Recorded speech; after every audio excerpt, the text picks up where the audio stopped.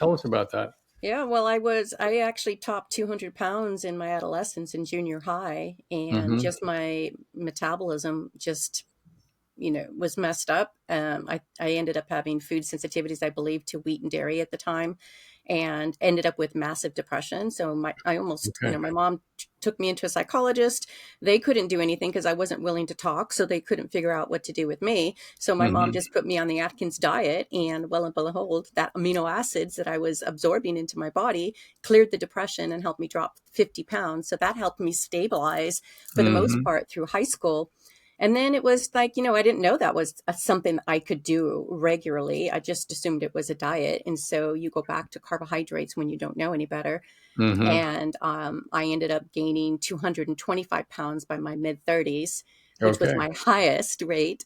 How And tall are you? How tall are you? I'm only 5'4". Okay, so 5'4". So that's yeah. So the audience can understand 5'4" at 225. That's obesity right there. Mm-hmm. But it always came with depression.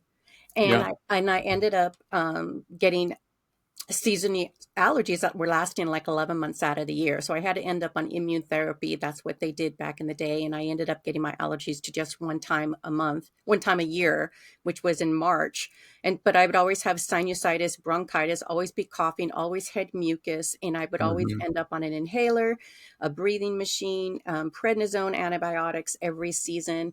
And I just remember my doctor telling me I would always be on an inhaler because I was trying to figure out how to get off of the thing, Sure. like Sure. what Sure. supplements could I take that would fix this? But they would only, manage the symptoms. They didn't actually get in and actually help my Sure. body function the way it needed to.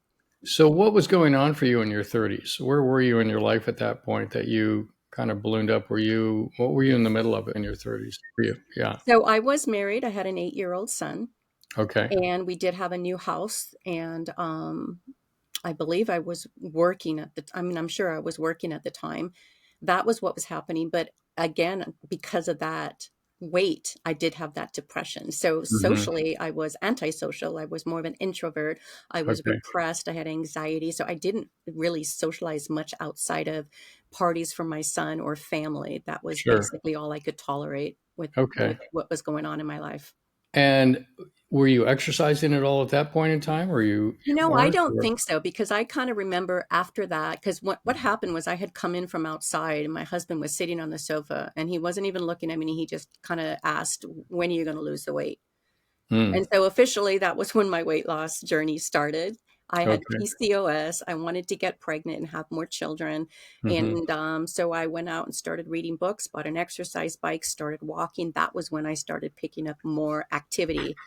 So PCOS, just so the audience understands, polycystic ovarian syndrome is really associated with insulin resistance, is a big Yes. part of it. And then it decreases the fertility, of course. Can be associated with excess testosterone, but insulin resistance is really kind of a hallmark of PCOS, and it can be treated with metformin. Things like inositol work pretty well for it if you're in the middle of trying to get pregnant. But it's kind of a difficult scenario, PCOS, and it can really decrease fertility. So here you are, your husband's saying, "Okay, I think I've seen enough." Essentially, is what he's saying, Basically. right? I've seen enough, and then you're thinking about having more kids. So now you start on this journey. But did you really have a clue as to how to go about it? Because that's kind of a big ask of Because yourself. I started reading I started with this fat-free move. It was the fat-free era in the early 90s, Yeah. and it was Susan Powder. So that was what they were talking about. The vegan doctors were out saying we got to eat fat-free. And so I did that, and I exercised. So I don't know if it was the exercise, the food, whatever, but I did lose 60 pounds. I got pregnant. I ended up having 2 more children, but after each pregnancy, I would gain all the weight back. Oh And wow. and the Okay. interesting thing is I never got rid of that asthma, and then I gained Hmm. arthritis. So I really never got healthy, even dieting low calorie. Right. And so I would just do that for the next 20 years. I lost my 30s and 40s to obesity and could not Mhm. figure out how to keep weight off. That was the biggest challenge. I And would, so, you know, what kind of made the switch for you where you started? Obviously, you recommitted yourself to it in a different way that's actually led to a different outcome, right? So, tell us a little bit about that. How did you discover that, or figure that out, or Did Oh, you go through? I'm a voracious reader, so I just ended up hitting the books and researching and reading more. I'd been Hmm. on Atkins again in my 20s, and so I knew that method of weight loss was out there. But when you're addicted to the carbohydrates, it's a lot harder to make the choice to completely give them up when you don't realize why you're doing it. And so Hmm. it was the research that I needed to keep doing. I ended up going on a paleo diet. I ended up bringing in more coconut milk. I ended up trying to just eliminate things more. Hmm. And it wasn't until I think I really read like Why We Get Fat by Gary Taubes, and then also the Wheat Belly book, and Hmm. started really getting into functional health and nutrition, the ancestral approach, that I started to really understand what was going to work, that what could work for my body, which Yeah. gave me some more excitement and kind of gave me a path to follow so that Yeah. I could stay focused on going forward rather than completely give up Hmm. and just accept what was going on in my body. Hmm. And so, and then after that, there was, I ended up segueing more into keto after that, and then just never looked back. Okay. Okay. Interesting. So you've been on this journey then since your mid 40s. So really Mid kind of for 30s.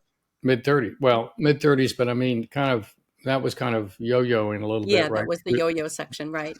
And then in your mid 40s, you kind of started to charter a course that's been Right. more consistent, right? And so that's been for the last, let's call it 15, 16 years, something Hmm. like that. So, okay. And then tell us about genetics related to this. I have some insights around that. I'm curious about yours and epigenetics as well.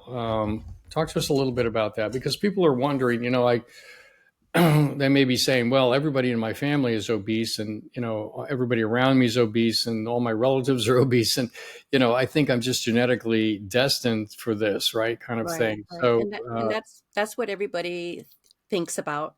And I think it feels easy to think about that too, that, we can't make any changes. But mhm, I also have the thrifty gene. I have the diabetes gene. Everybody in my family's been obese, has diabetes, has cancer. Everybody has dysfunction. yeah, I've lost my eldest sister to diabetes and obesity. My dad okay, died from kidney disease, diabetes, the whole heart, the whole metabolic syndrome yeah, dysfunction. And my brother was headed that way too. And he did my program and I helped him with his diet. He's reversed his diabetes and all his numbers are under 6. And he doesn't have any medication. So he's no longer diabetic. And now he's able to live his life more adventurously because this is what he is doing as well. And so yeah, even though we're epigenetically programmed to have a specific, we have the specific DNA that can get fat, that can mhm, be disease, because as long as we have I like to call it, as long as our sugar switch is flipped on, that epigenetic switch, you're yeah, going to go out and seek food and you're going to eat the foods that are palatable, that are sugar rich, because that's the way our bodies are designed. We're designed to sure, go out and seek that food to get fat for winter. So we have survival. But we could also flip it off. And so when you practice epigenetics and express your DNA and choose which foods you're going to eat that don't cause you to gain fat hormonally, then you can mhm, actually get control of it and reduce your risk for disease in your body. And I think that is so powerful to know that you could take a DNA that is genetically programmed to get fat and actually not express that. So we do not have to accept obesity. It is not something yeah. that is that we have to choose to have. It's a really powerful message because it's true for heart disease, it's true for obesity, Mhm. it's true for even dementia. Yep, all of it. People can harbor the genes, the genetic predisposition for this, and if they put those genes in the environment where those genes are activated, so to speak, then those things happen. They get heart disease, they get dementia, they become obese. But if you actually put those genes in a different epigenetic context, right, then all of a sudden they get deactivated and you can navigate life and not get dementia, not get heart disease, and not be obese, right?